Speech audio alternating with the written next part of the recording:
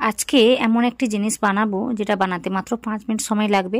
ওই আগে থেকে দু একটা জিনিস রেডি করা থাকলেই কিন্তু এই 5 মিনিট বা তারও থেকে কম সময় লাগবে। তো রেসিপিটি দেখুন অনেক কাজে আসবে। এটা কিন্তু বাচ্চাদের টিফিনে বলুন বা আমরা বড়রা কিন্তু সকালে খেতে পারি। খুব সহজে এটা বানানো যায়, এটা ভীষণই হেলদি। তো আশা করি আপনাদের ভালো লাগবে। তো রেসিপিটি প্রথম থেকে শেষ পর্যন্ত দেখবেন। আর যদি ভালো লাগে তখন আমার এই ভিডিওতে একটা লাইক দেবেন। নতুন কেউ হয়ে থাকলে অবশ্যই আমার চ্যানেলটিকে সাবস্ক্রাইব করে নেবেন। তো এইভাবে আমাকে সাপোর্ট করবেন। আর রেসিপিটি ভালো লাগলে সেটা কমেন্ট করে জানাবেন। দেখতেই পাচ্ছেন রেসিপিটি কত সুন্দরভাবে তৈরি হয়েছে। এটা কিন্তু ভীষণই হালকা আর ভেতর থেকে বেশ জালিদারভাবে তৈরি হয়েছে। এটা বানাতে সেভাবে কষ্ট কিছু না। রেসিপিটি দেখুন, আশা করি সবারই ভালো লাগবে। তো সবার আগে নমস্কার, কেমন আছেন সবাই? আশা করি ভালো আছেন। শুভ্র শান্তি ব্লগে আপনাদের সবাইকে স্বাগত জানাই। আমি শান্তি।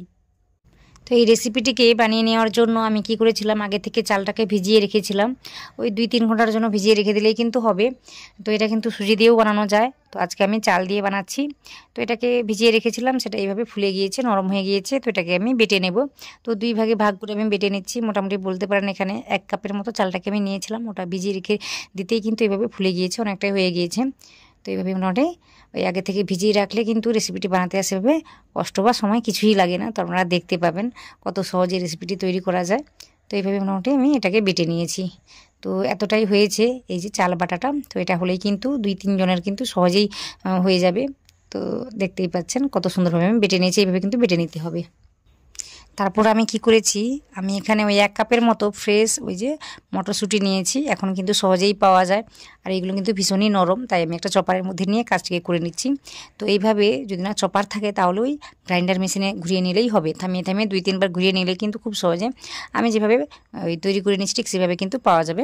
তো দেখতেই পাচ্ছেন মোটামুটি সুন্দর করে আমি চপ করে নিয়েছি। তো এইভাবে মোটামুটি একদম আমি বেটে নিইনি, তো এইভাবে রেখেছি যাতে মুখে পড়ে জিনিসটা খেতে ভালো লাগে। তো এই জন্য আমি নিয়েছি।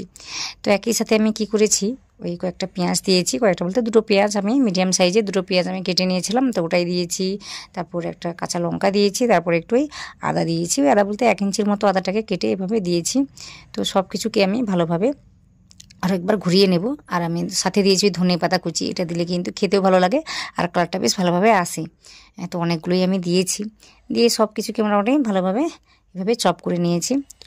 তো আর একবার আমি বলে দিই, এইভাবে চপার না থাকলে গ্রাইন্ডার মেশিনে মোটামুটি সব কিছুকে দিয়ে দিবেন। দেওয়ার পর থামিয়ে থামিয়ে 2-3 বার ঘুরিয়ে নিলেই কিন্তু খুব সুন্দরভাবে জিনিসটা তৈরি হয়ে যাবে। খুব কিন্তু ঘেঁটে যাবে না, অথচ দানাদার থাকবে। তো জিনিসটা কিন্তু এইভাবে তৈরি হবে। তো এইভাবে তৈরি করে নেওয়ার পর আমি কি করেছি, ওই যে চাল বাটাটা ছিল না, তো ওর মধ্যে এটাকে আমি ঢেলে দিচ্ছি। এইভাবে দেখুন অনেকটাই কিন্তু হয়েছে। তো এতটা দিতে চাইলে দেবেন, না চাইলে না দেবেন। আমি এখানে দিয়েছি, পুরোটাই দিয়েছি। চাল বাটার থেকেও কিন্তু এই সবজিটা পরিমাণে অনেকটা বেশি রয়েছে। তো তাও আমি দিয়েছি। দিয়ে আমি গোটা জিরে দিয়েছি। তারপর এখানে আমি যেটা দিয়েছি সেটা হলো ওই লবণ।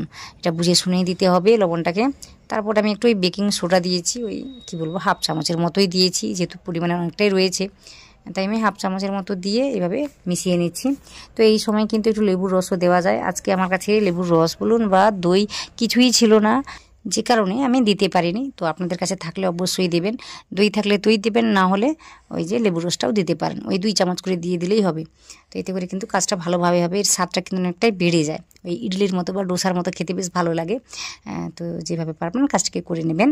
তো এখানে আমি কি করেছি, একটু জল দিয়েছি। জল দিয়ে মোটামুটি এইভাবে একটা সুন্দরভাবে ব্যাটার তৈরি করে নিয়েছি। খুব কিন্তু পাতলা করিনি, আবার খুব কিন্তু ঘন রাখিনি। তো দেখতেই পাচ্ছেন। আর যেহেতু লবণ দেওয়া আছে, তো এই সবজিগুলো থেকে একটু জল বেরোবে। তো সেটা মাথায় রেখে কিন্তু আমি এইভাবে কাজটিকে করে নিয়েছি। তো এখানে বেড়াটি যখন তৈরি হয়ে গিয়েছে, আর দেরি করার দরকার নেই। আমি কি করেছি, একটা তাওয়া বসিয়ে রেখে দিয়েছি, ওই যে গরম হচ্ছে। তো এটা কিন্তু বেশ গরম হয়ে গিয়েছে। তো বুঝে শুনে কাজটা করতে হবে, তাওয়াটা যেন ভালোভাবে গরম হয়ে যায়। তারপর কিন্তু গ্যাসের ফ্লেমটাকে লো করে দিতে হবে। লো করে দেওয়ার পর ওই যে তেল দিয়েছি, তেলটাকে দেওয়ার পর আমি একটু সাদা তিল দিয়েছি, কালো সর্ষে দিয়েছি, সাথে দিয়েছি কারি পাতা। তো এগুলো কিন্তু দিলে খেতে বেশ ভালো লাগে। তো দেওয়ার চেষ্টা করবেন, থাকলে অবশ্যই দেবেন, না থাকলে দিতে হবে না, থাকলে কিন্তু অবশ্যই দেবেন। এই সময় গ্যাসের ফ্লেমটাকে লো রেখে আমি 1 চামচের মতো ব্যাটারটিকে দিলাম। দিয়ে একটু এভাবে সাইজ করে নিচ্ছি, একটু গোল শেপের করে তৈরি করে নিচ্ছি। আপনারা যেমন করে বানাতে চান ঠিক সেভাবে বানিয়ে নিতে পারেন। একটু চ্যাপ্টা করে বা বড় করে ছোট করে যেমন করে বানাতে চান বানিয়ে নিতে পারেন। তো এইভাবে মোটামুটি ঢাকা দিয়ে লো ফ্লেমে কি বলবো 3 মিনিটের জন্য কিন্তু এভাবে রেখে দিয়েছিলাম। তো দেখতেই পাচ্ছেন উপরের দিকটা কিন্তু বেশ শুকনো শুকনো হয়ে গেছে বা শক্ত শক্ত হয়ে গিয়েছে।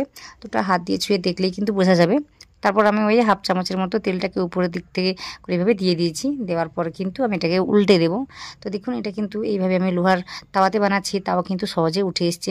এভাবে কিন্তু কাজটি হচ্ছে, সেভাবে কিছু অসুবিধা হচ্ছে না। এতেই বোঝা যাচ্ছে এই রেসিপিটি কিন্তু যে কোনো কড়াইতে সহজেই তৈরি করা যাবে, নিচে কিন্তু একটুও লেগে যাবে না। এইভাবে কিন্তু উল্টে পাল্টে মোটামুটি সহজেই তৈরি করা যাবে। আর এইভাবে কিন্তু উল্টে দিয়ে আরও 30 সেকেন্ডের জন্য ওই হাই ফ্লেমে রেখেই কিন্তু কাজটি করলে হয়ে যাবে। তো এখানে আমি লো ফ্লেম করে দিয়েছিলাম বলে একটু লেগে গিয়েছিল, দেখতেই পাচ্ছেন এইভাবে। তো এই হাই ফ্লেমে রেখে 30 সেকেন্ডের জন্য রেখে দিলেই কাজটি হয়ে যাবে। তো প্রথমে আমি 3 মিনিটের জন্য রেখেছিলাম, তারপর ওই 30 সেকেন্ডের জন্য উল্টে দিয়ে রেখে দিয়েছিলাম। ব্যাস এইটুকু টাইমটা যা লেগেছে। তারপর আমি একই রকমভাবে আরও একটা ভেজে দেখাচ্ছি বা তৈরি করে দেখাচ্ছি। তো একই রকমভাবে তেল দিয়েছি, তিল দিয়েছি, কালো সরষে, কারি পাতা, তারপর ওই 1 চামচের মতো ব্যাটারটিকে দিয়ে একটু সুন্দর করে সাইজ করে দিচ্ছি। সাইজ করে দেওয়ার পর আমি একই রকমভাবে ঢাকা দিয়ে রান্না করে নেব, একদম লো ফ্লেমে রেখে 3 মিনিটের জন্য কাজটিকে আমি করে নিচ্ছি। তো 3 মিনিট পরেই কিন্তু এটা অন্যরকম একটা কালার চলে আসবে এটার মধ্যে। তো দেখতেই পাচ্ছেন কত সুন্দরভাবে সবুজ রঙটা চলে এসছে। তো উপর থেকে কিন্তু এইভাবে শুকিয়ে যাবে, যতক্ষণ না শুকোচ্ছে ততক্ষণ অবধি কিন্তু উপরে তেলটা দেওয়া যাবে না। তো দেখতেই পাচ্ছেন বেশ শুকনো শুকনো হয়ে গিয়েছে। তখন আমি 1/2 চামচের মতো তেলটাকে উপর থেকে দিয়ে এটাকে আমি উল্টে দেবো। দেখুন কত সহজে এটাকে উল্টানো যাচ্ছে বা তোলা যাচ্ছে। তো এইভাবে কিন্তু যে কোনো কড়াইতে আপনারা এটাকে তৈরি করতে পারেন। তো আশা করি আজকের রেসিপিটি আপনাদের অনেকটা সহজ মনে হচ্ছে বা ভালো লাগছে। যদি ভালো লাগে তাহলে আমার ভিডিওতে একটা লাইক দেবেন। নতুন কেউ হয়ে থাকলে অবশ্যই আমার চ্যানেলটিকে সাবস্ক্রাইব করে নেবেন। এটা কিন্তু বাচ্চারা ভীষণই পছন্দ করে খাবে। আর যেহেতু আমি এখানে একদম ফ্রেশ মটর নিয়েছি, যে কারণে এটা কিন্তু খেতে বেশ মিষ্টি মিষ্টি লাগে। আর যদি মটরগুলো একটু পুরনো হয় বা ওর স্বাদটা যদি না মিষ্টি মিষ্টি লাগে, তখন 1 চামচের মতো চিনিও দিতে পারেন বা গাজর অ্যাড করে দিতে পারেন। তাতে করে কিন্তু স্বাদটা চলে আসবে, খেতে বেশ ভালো লাগবে। তো একই রকমভাবে বেশ কয়েকটা আমি তৈরি করে নিচ্ছি। তৈরি করে নেওয়ার পর আপনাদের আমি দেখিয়ে দিচ্ছি জিনিসটা কত সুন্দরভাবে তৈরি হয়েছে। এই পর্যন্ত দেখে ফেলেছেন মানে মোটামুটি বোঝা যাচ্ছে এই রেসিপিটি আপনাদের ভালো লেগেছে। তো এটা যদি ভালো লাগে তাহলে আমার ভিডিওতে কিন্তু একটা লাইক দেবেন। আর এই ধরনের রেসিপি দেখতে চাইলে বা কোনো রকম রেসিপি দেখতে চাইলে সেটা কিন্তু কমেন্ট করে জানাবেন। আমি তাহলে ওই রেসিপিগুলো আপনাদের সাথে শেয়ার করে নেব। তো আমার ভালো লাগবে, অবশ্যই একটা কমেন্ট করে জানাবেন। রেসিপিটি দেখুন কত সুন্দরভাবে তৈরি হয়েছে। এটা কিন্তু ভেতর থেকে বেশ জালিদারভাবে তৈরি হয়েছে এবং হালকা। এটা কিন্তু বাচ্চারা বেশ মজা করে খাবে, যে কোনো সসের সাথে বা যে কোনো চাটনির সাথে খেতে কিন্তু দারুণ লাগে। তো একবার বানিয়ে বাচ্চাদের দিতে পারেন বা নিজেরাও খেতে পারেন। আশা করি আজকের ভিডিওটি আপনারা সম্পূর্ণ দেখেছেন, ওই প্রথম থেকে শেষ পর্যন্ত। আপনারা যারা দেখেছেন আপনাদের সবাইকে ধন্যবাদ জানাই।